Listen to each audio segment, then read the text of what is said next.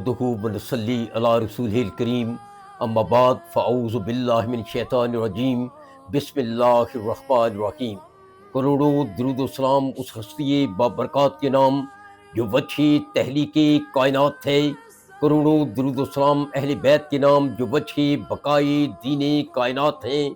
اللہم صلی علی محمد وعلی آل محمد واصحاب محمد وبارک وسلم علیہ۔ معراج القرآن میں اصغر بیگ ایڈوکیٹ کی طرف سے آپ سب کو خوش آمدید۔ آج کا لیکچر ہے فتنوں کا آغاز، ابتدا و انتہا۔ قرآن پاک کی سورہ بقرہ کی آیت نمبر 34 میں ارشاد باری تعالیٰ ہے وَإِذَا قُلْنَا لِلْمَلَائِكَةِ اسْجُدُوا لِآدَمَ فَسَجَدُوا إِلَّا إِبْلِيسَ أَبَىٰ وَاسْتَكْبَرَ وَكَانَ مِنَ الْكَافِرِينَ۔ اور جب ہم نے فرشتوں سے کہا آدم کو سجدہ کرو، پس سب نے سجدہ کیا ما سوائے ابلیس کے، اس نے تکبر کیا اور ہو گیا کافروں میں سے۔ فتنوں کی ابتدا، فتنوں کا آغاز تو اس وقت ہی ہو گیا تھا جب اللہ کے حکم پر ابلیس نے آدم کو سجدہ نہ کیا اور ہو گیا کافر۔ یہ فتنہ ابلیس تھا جو آج بھی جاری ہے۔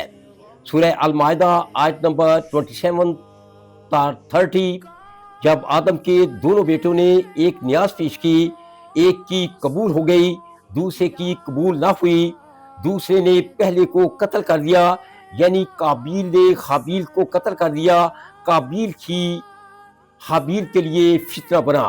سورۃ الانبیاء آیات نمبر 51 تا 69، جب ابراہیم نے اپنے باپ اور قوم سے کہا یہ مورتیں کیا ہے جن کے سامنے تم آسن مارے بیٹھے رہتے ہو، ابراہیم نے بتوں کو چورا کر دیا۔ انہوں نے ابراہیم کو جلانے کے لیے آگ میں ڈالا۔ اللہ نے کہا قلنا یا نارو کونی بردن و سلام علی ابراہیم، قلنا یا نارو کونی بردن و سلام علی ابراہیم۔ ہم نے کہا اے آگ ٹھنڈی ہو جا، سلامتی والی ہو جا ابراہیم پر۔ جب ابراہیم کے لیے حضرت ابراہیم کے لیے قوم کی فتنہ بنی۔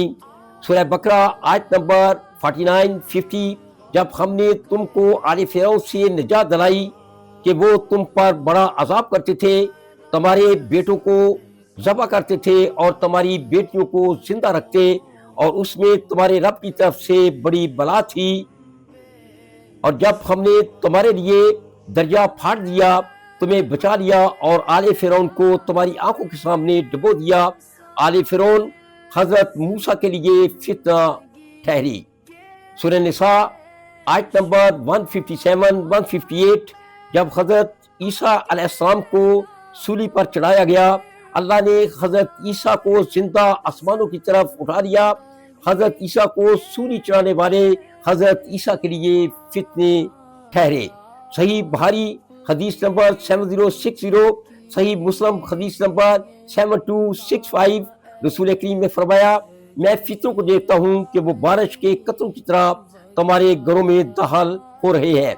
صحیح بخاری احادیث نمبر 7061 تا 7066، صحیح مسلم حدیث نمبر 7257، سنن ابی داؤد حدیث نمبر 4254، رسول کریم نے فرمایا زمانہ قریب ہوتا جائے گا، عمل کم ہوتا جائے گا، لالچ دلوں میں ڈال دیا جائے گا، خرچ ہوگا۔ صحابہ کرام نے پوچھا یا رسول اللہ حج سے کیا مراد ہے؟ رسول پاک نے فرمایا قتل قتل قتل۔ صحیح بخاری حدیث نمبر 7050، ڈرو اس فتنے سے جو صرف ظالموں کو ہی نہیں پہنچے گا۔ صحیح بخاری احادیث نمبر 7052 تا 7057، حضرت نے فرمایا صبر کو یہاں تک کہ مجھ سے حوض کوثر پر ملاقات کرو۔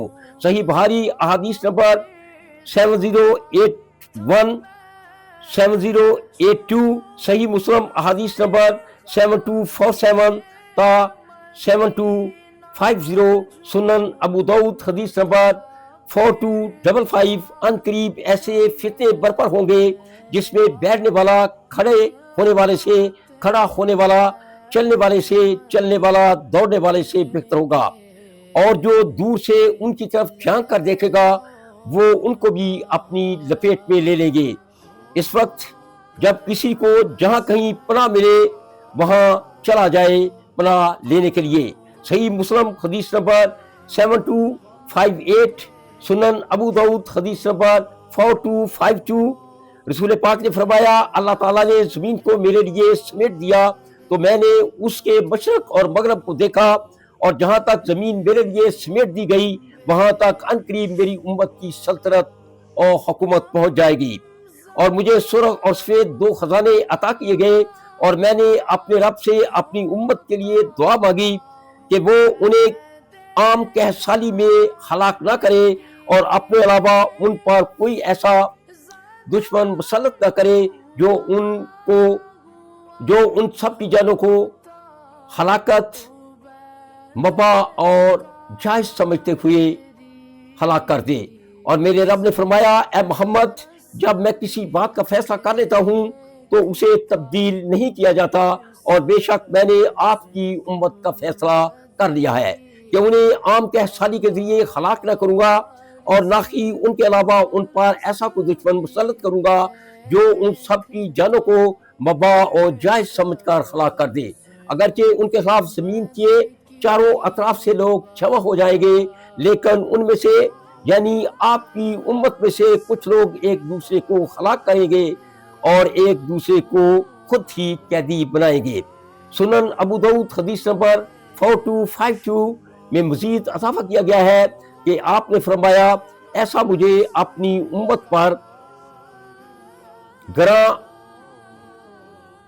گزرتا ہے اور مجھے اپنی امت پر گمراہ اماموں کا خوف ہے، اور جب ان میں ایک بار تلوار پڑ گئی تو قیامت تک اٹھائی نہ جائے گی، اور اس وقت تک قیامت نہ آئے گی جب تک میری امت کے کچھ قبائل مشرکوں کے ساتھ نہ مل جائیں اور کچھ قبائل بتوں کی پوجا نہ شروع کر دیں، یعنی شخصیتوں کی پوجا شروع نہ کر دیں۔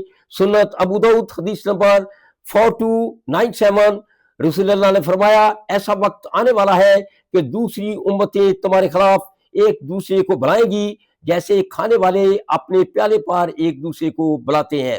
تو کہنے والے نے کہا کیا یہ ہماری ان دنوں قلت اور کمی کی وجہ سے ہوگا؟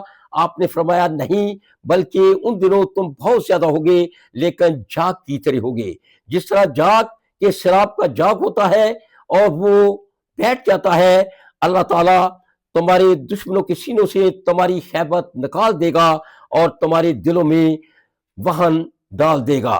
پوچھنے والے نے پوچھا اے اللہ کے رسول وہن کیا ہوتا ہے؟ آپ نے فرمایا دنیا کی محبت اور موت کی قحط۔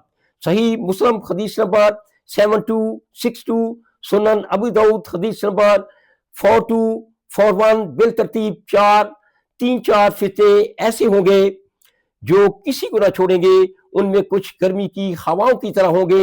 سنن ابو داؤد حدیث نمبر 4242۔ آپ نے اخلاص کے فتنے کا ذکر کیا تو کہنے والے نے کہا اے اللہ کے رسول میری جان میرا مال آپ پہ قربان، اخلاص کا فتنہ کیا ہے؟ آپ نے فرمایا باغم باغ اور غارت گری۔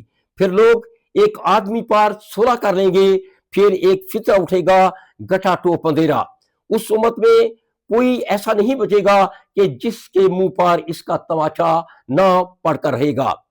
سمجھا جائے گا یہ فتنہ ختم ہو گیا ہے، لیکن وہ فتنہ اور بڑھ جائے گا حتیٰ کہ لوگ 2 خیموں میں تقسیم ہو جائیں گے، ایک خیمہ ایمان کا جس میں کوئی نفاق نہیں ہوگا اور دوسرا نفاق کا جس میں کوئی ایمان نہیں ہوگا۔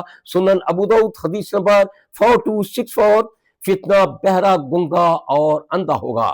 سنن ابو داؤد حدیث نمبر 4265، فتنہ عربوں کو اپنی لپیٹ میں لے لے گا اور ہلاک کر دے گا۔ صحیح بخاری حدیث نمبر 7088، حدیث نمبر 4265، فتنہ عربوں کو اپنی لپیٹ میں لے لے گا اور ہلاک کر دے گا۔ صحیح بخاری حدیث نمبر 7088، سنن ابو داؤد حدیث نمبر 4267، رسول اللہ نے فرمایا وہ وقت قریب ہے کہ مسلمانوں کا بہترین مال وہ بکریاں ہوں گی جنہیں وہ لے کر پہاڑوں کی چوٹیوں اور بارش برسنے والی جگہوں پر لے کر چلے جائیں گے۔ وہ فتنوں سے اپنے دین کی حفاظت کے لیے وہاں بھاگ کر جائیں گے۔ یہی فتنے بڑھتے بڑھتے ملاحمہ الکبریٰ اور میگاڈن اور قصبہ ہند کی شکل اختیار کر لیں گے، اور قرب قیامت کی بڑی بڑی نشانیاں وقوع پذیر ہونا شروع ہو جائیں گی۔ وما علینا الا البلاغ۔